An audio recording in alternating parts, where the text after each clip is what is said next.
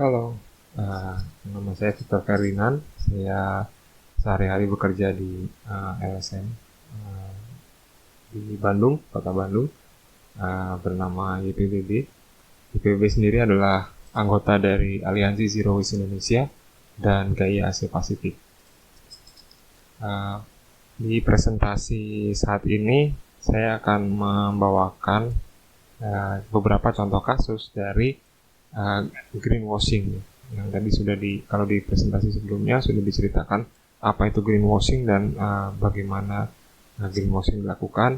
Saya akan memberikan contoh-contoh apa yang terjadi di dalam negeri di Indonesia sendiri. Oke, selamat mengikuti.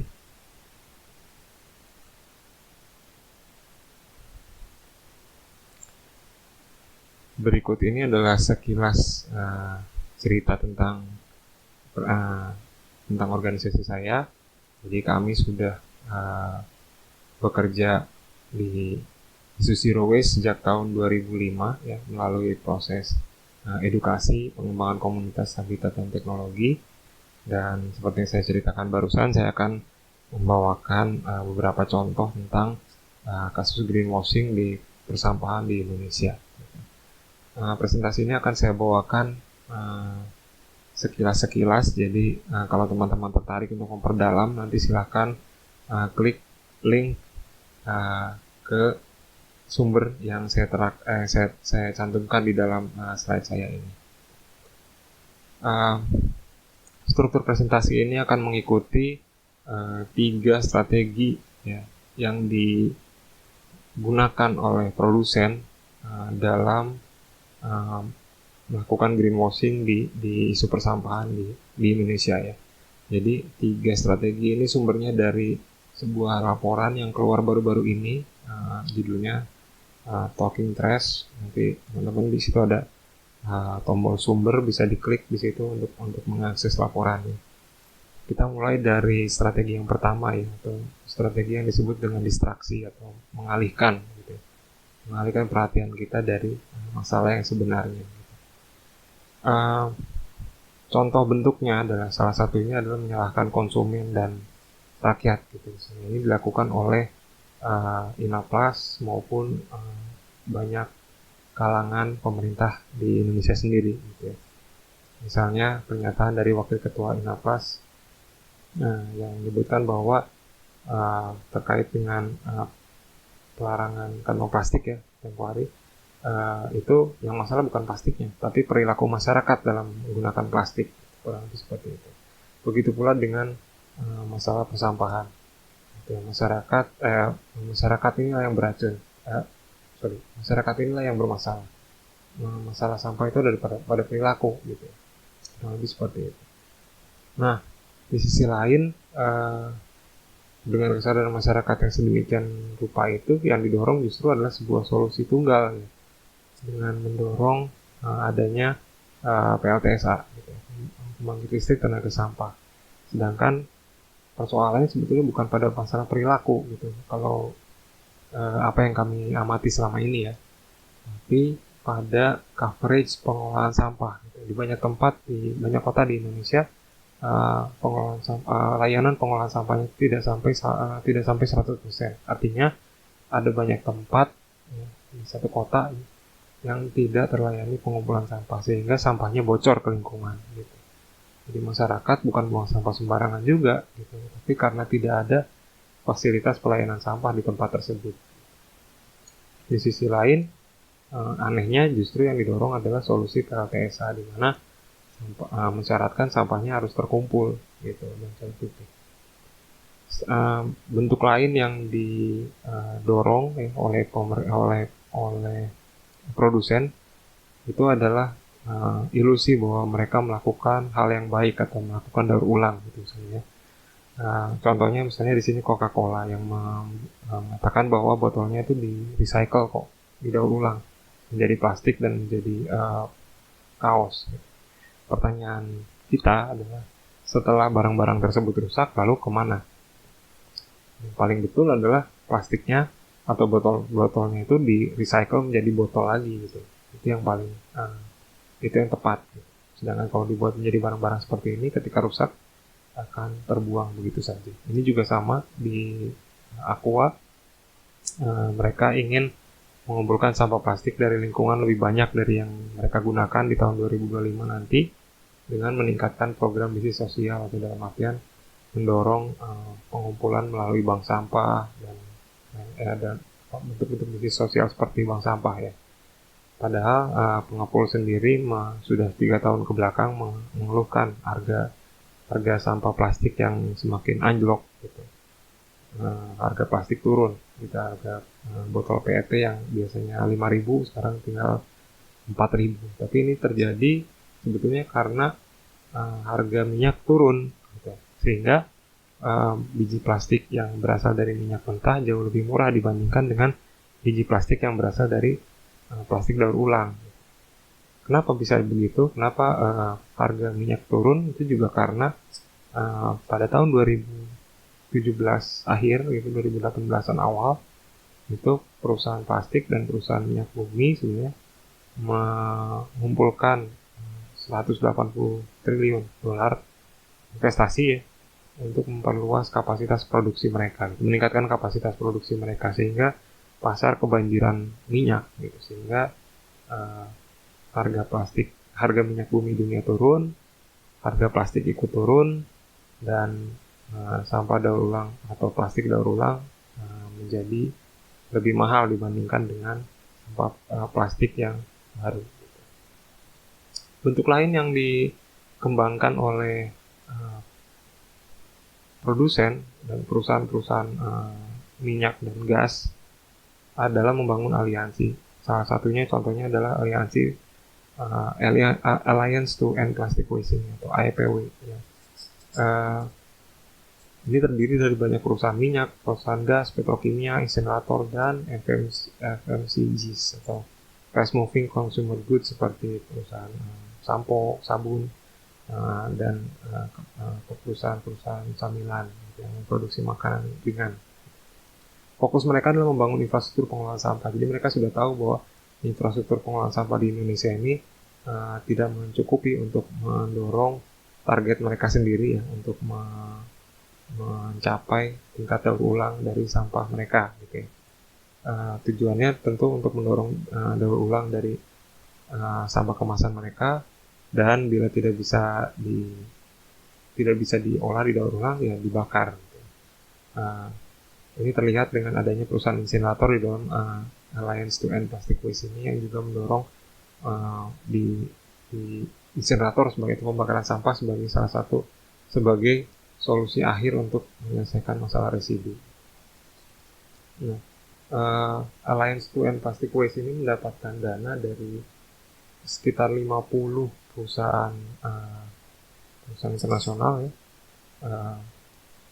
yang totalnya itu sebesar 1 triliun dolar sampai 1,5 triliun dolar gitu.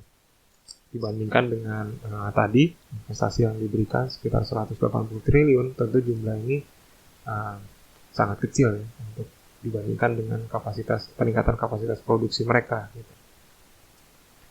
Solusi lain yang ditawarkan juga adalah solusi tanpa solusi ya, menurut kami.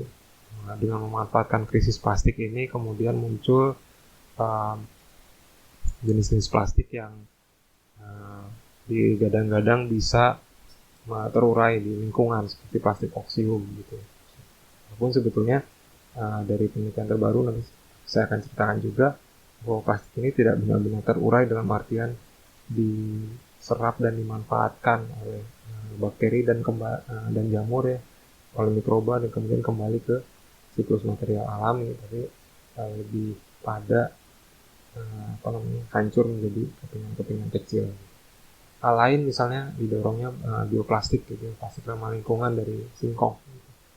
Hal ini jadi miris juga karena tingkat kelaparan di Indonesia masih dalam kategori serius sebetulnya. Gitu.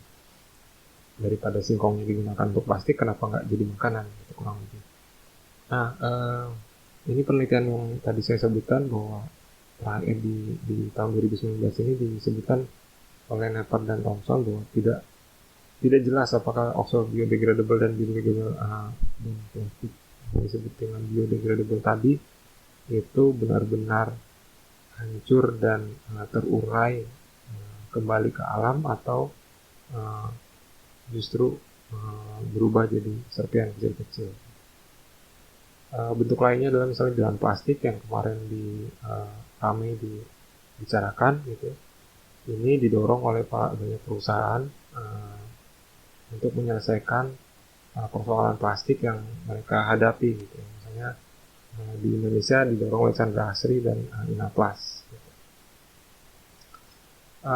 Solusi lain juga menghilangkan masalah dengan mendorong pembakaran sampah. Gitu. Misalnya Inaplas menawarkan konsep Masaro di mana sampah itu diubah menjadi briket pengganti batu bara untuk PLTU.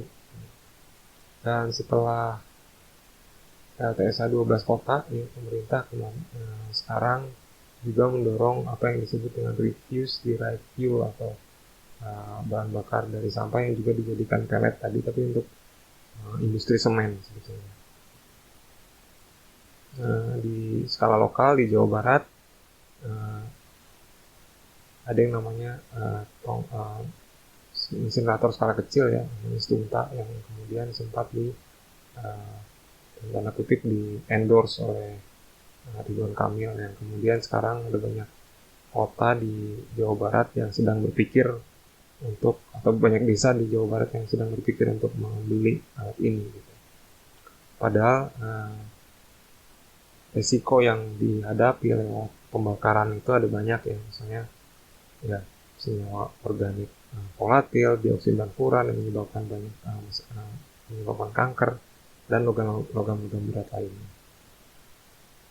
Strategi kedua adalah mendelay atau menunda selama mungkin solusi, yang penting bisnisnya tetap jalan. Nah, salah satu gerakan yang kita lihat di Indonesia adalah masuknya National Plastic Action Partnership. Ini sebetulnya induknya dari Global Plastic Action Partnership, sebuah kemitraan yang muncul dari World Economic Forum dan terdiri dari banyak perusahaan FMCG seperti Coca-Cola, kemudian Pepsi, dan ada Unilever juga dan pemerintah, ya, di situ ada Kanada, ada pemerintah Inggris. Fokus mereka adalah pada intervensi pada kebijakan, jadi dorong kebijakan baru gitu. Yang tujuannya sebetulnya untuk memuluskan bisnis as usual, jadi menunda menunda solusi yang akan dilakukan oleh pemerintah gitu. GPAP atau NPAP ini, National Plastic Action Partnership ini sudah mengeluarkan laporan yang judulnya adalah Radically Reducing Plastic Pollution in Indonesia. Di salah satu babnya, di bab 4, walaupun disebut radikal ya, kebijakan radikal, tapi untuk industri sebenarnya masih bertumpu pada industry leadership and voluntary action. Jadi kepemimpinan dan aksi voluntary atau aksi sukarela dari industri untuk mengurangi dampaknya. Ini sebetulnya agak bertentangan dengan apa yang sudah ada di dalam Undang-Undang Nomor 18 Tahun 2008 tentang persampahan, ya, di mana ada aturan tentang IPR yang mewajibkan produsen untuk mengurangi dampak terhadap lingkungan melalui kemasannya dia. Dan kalau misalnya kita mengandalkan inisiatifnya perusahaan, kita tahu ini di laporan yang sama di Talking Press tadi, dari tahun 90 mereka menguraikan ya bagaimana Coca-Cola itu sejak tahun 1990 membuat janji-janji manis, katakanlah gitu. Jadi bikin janji kemudian tidak bisa ditepati, bikin janji tidak bisa ditepati, terus begitu. Ilusi lain misalnya daur ulang yang melalui teknologi yang disebut dengan Creasoft. Tahun 2018-2019 yang lalu teman-teman di lapangan juga sempat heboh ya, ramai di bank sampah mengumpulkan saset gitu karena akan dibeli gitu. Tapi kemudian pabriknya tutup, berhenti, dan kemudian tidak ada tindak lanjutnya lagi dari teknologi Creasoft ini. Chemical recycling itu masih dalam tahap, boleh dikatakan dalam tahap uji coba. Strategi terakhir adalah dengan mendirel atau menjegal atau menyerang balik gitu, kebijakan yang ada di pemerintah. Ini misalnya pada tahun 2016 ya, misalnya Apindo atau Asosiasi Pengusaha Indonesia menolak penerapan cukai plastik yang diterapkan oleh KLHK. Ya. Mereka menyebut bahwa ini adalah kebijakan yang aneh-aneh dan justru kontraproduktif terhadap pertumbuhan ekonomi. Tahun 2019 yang lalu juga ADUPI, Asosiasi Daur Ulang Pengusaha Daur Ulang Indonesia, itu menggugat Gubernur Bali atas penerapan aturan larangan kantong plastik sekali pakai di Bali. Yang jadi kita tahu dimenangkan Mahkamah Agung memenangkan peraturan itu sehingga memenangkan Gubernur Bali sehingga peraturan pelarangan kantong plastik di Bali masih tetap berlaku hingga saat ini. Kemudian ada juga yang lain ya, misalnya Apindo meminta faba dihapuskan. Faba itu adalah fly ash atau dan bottom ash ya, jadi abu dari hasil pembakaran industri itu dihapuskan dari limbah B3. Tapi ini menjadi agak problematik karena salah satu yang mendukung adalah Inaplas yang juga mendorong insenerator sehingga diharapkan dengan faba ini dihapuskan dari daftar limbah B3, pembangunan PLTSA itu menjadi lebih lancar sebetulnya karena investasi akan lebih kecil. Fabanya atau abunya cukup dibuang di TPA biasa, bukan di TPA B3 yang biayanya akan jauh lebih mahal. Kemudian juga misalnya Apindo menyarankan untuk merevisi aturan impor limbah pendukung dan bahan baku industri. Ini sebetulnya terjadi di scrap kertas ya, impor kertas yang mengandung plastik ya, di dalamnya. Tahun 2019 yang lalu ya. Jadi, nah, lalu apa dong yang bisa kita lakukan sebagai individu dan juga sebagai komunitas? Sebagai individu, saya menyarankan untuk terus kurangi penggunaan plastik dan kemasan sekali pakai. Caranya bisa macam-macam. Bawa wadah sendiri saat belanja, bawa kantong plastik, kantong guna ulang ya, yang bisa digunakan berulang-ulang pada saat berbelanja, dan seperti di kantor kami juga menyediakan wadah reusable untuk digunakan oleh stafnya pada saat berbelanja. Tapi apa yang bisa dilakukan oleh individu-individu ini masih kurang rasanya gitu ya. Jadi kalau misalnya kita ingin mencapai hal yang lebih besar, kita harus bergerak sebagai sebuah komunitas atau warga negara gitu. Dan apa yang kami dorong di Aliansi Zero Waste Indonesia sendiri adalah kami ingin pemerintah kembali pada kedudukannya. Pemerintah ini datang dari masyarakat, dari rakyat ya, dan untuk rakyat gitu. Sehingga yang kami inginkan adalah pemerintah tidak terlalu memfasilitasi industri atau perusahaan dan mengorbankan kepentingan rakyat ya. Itu yang kami dorong. Yang kami lakukan di EPBB sendiri misalnya adalah mengembangkan kawasan Zero Waste dengan brand audit. Kawasan Zero Waste ini adalah pada dasarnya bertumpu pada sistem pemilahan, sistem pengumpulan sampah terpilah yang dipilahnya dari rumah tangga bukan di TPS 3R, yang kemudian hasilnya setelah terpilah kemudian didorong untuk dilakukan pengolahan selokal mungkin. Apa bedanya antara Zero Waste Cities dengan pengolahan sampah terpilah yang didorong oleh organisasi lain? Kalau di Zero Waste Cities kami mendorong pada perubahan sistem pengolahan sampah yang melalui regulasi, kelembagaan, dan pembiayaan. Dan kami juga cita-cita kami adalah menuju Zero Waste, yaitu mengurangi sampah residu seprogresif mungkin dengan mendorong regulasi pada penggunaan plastik gitu ya, tidak ada lagi sampah kresek gitu, dan mendorong pada regulasi reuse dan refill, serta mendorong tanggung jawab produsen untuk mengurangi residu mereka gitu. Sedangkan yang didorong dalam pengolahan sampah terpilah yang lain hanya pada mendorong pada kesadaran warga, membangun kesadaran gitu ya. Kemudian hanya mengintervensi operasionalnya aja di TPS 3R dan pemilahan gitu. Tidak berfokus pada pengurangan, hanya menangani residu dengan solusi end of pipe. Jadi kalau misalnya ada residu ya didorong untuk dibakar gitu disarankan. Sedangkan kita tahu 60% sebetulnya 60% sampah kita itu adalah organik yang bisa diolah dengan mudah, dan 20%-nya adalah daur ulang yang bisa dijual ya, tanpa melalui intervensi kebijakan apapun dia akan diambil oleh petugas sampah atau bank sampah. Yang 20% inilah yang jadi masalah, yang kemudian didorong untuk industri untuk bertanggung jawab ya. Salah satu caranya adalah dengan brand audit gitu. Di brand audit ini kita tahu siapa yang bertanggung jawab terhadap 20% sampah yang ada di dalam komposisi sampah kita. Dan kita mendorong mereka untuk bertanggung jawab terhadap sampah kemasan mereka dengan cara mengganti kemasan, misalnya mengubah sistem penjualan dan lain-lain. Ini tahun 2018 kami hasil riset kami menunjukkan ada 10 perusahaan. Ini baru 10 teratas ya. Ada banyak ratusan perusahaan lain yang memproduksi sampah residu di komposisi sampah kita.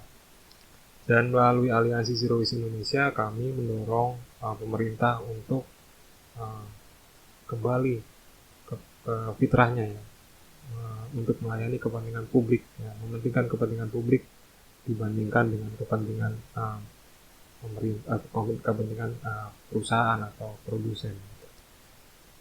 Jadi secara keseluruhan kami ini yang kami lakukan gitu ya, lewat kampanye, dan di Aliansi Zero Waste Indonesia kami terus mendorong hal seperti ini melalui baik kampanye langsung maupun maupun melalui press release dan kerjasama dengan berbagai pihak. Sekian presentasi dari saya, terima kasih.